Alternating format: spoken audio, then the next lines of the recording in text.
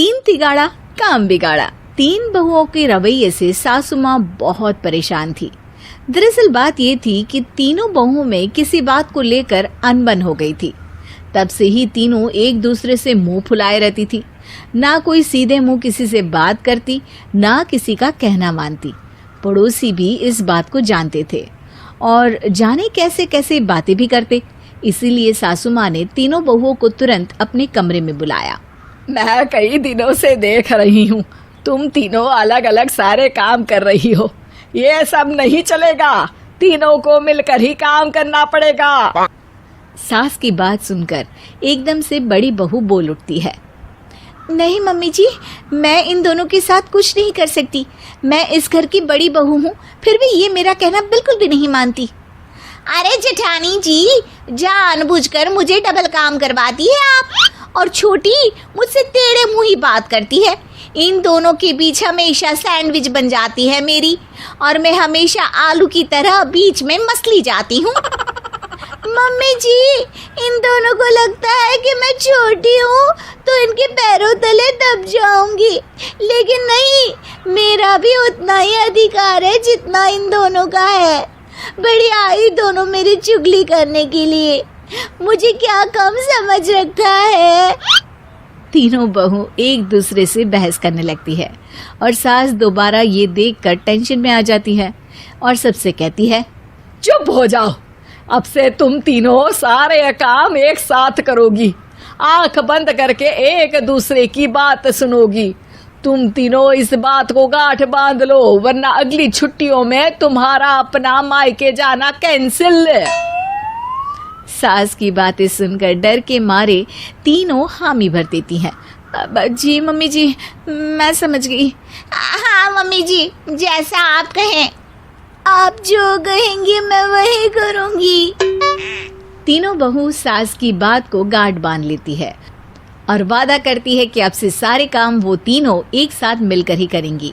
ये सब देखकर सास खुश हो जाती है और वहां से चली जाती है। नीचे जाकर वो देखती है कि घर में शर्मा जी आए हुए होते हैं। सास जोर से आवाज लगाकर कहती है, अरे बहू, जरा चाय बनाकर तो लाना, शर्मा जी आए हैं। सास की बात सुनकर तीनों बहू तुरंत किचन की ओर भागती है और चाय बनाना शुरू कर देती है। मुझे तो एकदम मसाले वाली कड़क चाय पसंद है, तो हम शर्मा जी के लिए मसाले वाली चाय ही बनाएंगे। अरे नहीं दीदी, गर्मी के मौसम में मसाला चाय कौन पीता है? मैं तो शर्मा जी के लिए इलायची वाली चाय ही बनाऊंगी। ये कैसी बात कर रही हैं आप दोनों? मेरी मम्मी ने सिखाया है कि मेहमान को ज्यादा दूध और शक्कर वाली चाय देनी चाहिए, वरना वो घर वालों को कंजूस समझते हैं। तो मैं तो शर्मा जी को ऐसी ही चाय दूंगी। तीनों बहुएं अपने अपने तरीके से चाय में शक्कर, मसाला, पत्ती सब डाल देती है। उबलने के बाद तीनों मिलकर चाय बाहर लेकर जाती है और शर्मा जी और सासू माँ को देती हैं। चाय पीने के बाद शर्मा जी सासू माँ को देखकर शर्मा जाते हैं और शर्मिंदा महसूस करते हैं कि आखिर उन्होंने चाय पीने के लिए हामी क्यों भरी। सासू माँ भी चाय पीना शुरू करती है और कहती हैं, अरे बहू, ये कैसी चाय बनाई है? चाय है या मीठे दूध की बासुंदी?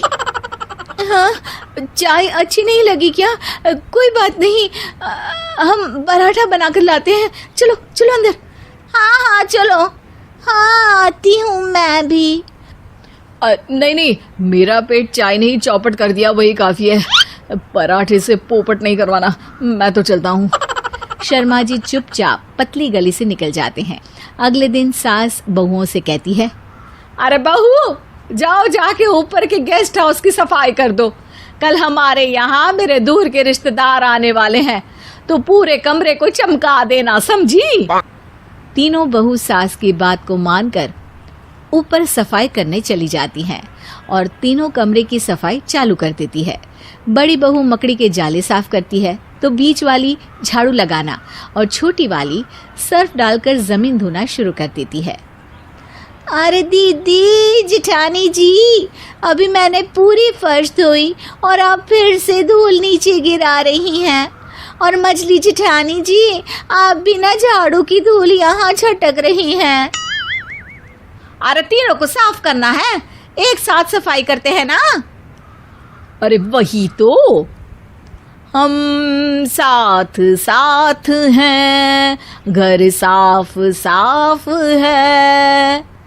तीनों बहू ऐसे ही काम में उलझ जाती है और 2 घंटे तक एक ही कमरे की सफाई करती रहती है। बहुत देर से अपनी बहुओं को ना देखने के कारण सास ऊपर कमरे में उन्हें देखने जाती है, लेकिन कमरे में घुसती ही वो गीली फर्श पर फिसलने के कारण नीचे गिर जाती है।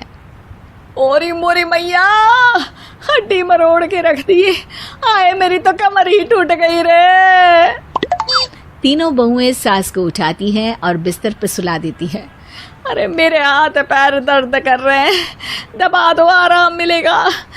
हाँ जी माँ जी। अरे जी माँ जी माँ जी। और तीनों बहुएं एक साथ सास के हाथ को दबाना शुरू कर देती हैं। माँ की तो चीख ही निकल जाती है और नतीजा ये होता है कि सास के बचे हुए शरीर में भी दर्द उठ जाता है। हाय राम, ये क्या कर दिया तुम तीनों ने। अरे मेरी तो किस्मत ही फूटी है कि तुम जैसी बहुएं मुझे मिली। हे भगवान, पूरे शरीर में दर्द बढ़ गया है। अब तो पता नहीं कि चल भी पाऊंगी या नहीं। माफ करो, मुझे गलती हो गई मुझसे कि तुम तीनों को एक साथ काम करने के लिए बोला। सोचा था तीनों मिलके अच्छे से काम करेगी, लेकिन बड़े बुजुर्ग सही कहते थे कि 3 तिगाड़ा काम बिगाड़ा। तुम लोगों ने ये बात ना आज साबित करके दिखा दी। तुम तीनों को तो समझाना यानी मानो भैंस के आगे बीन बजाना है।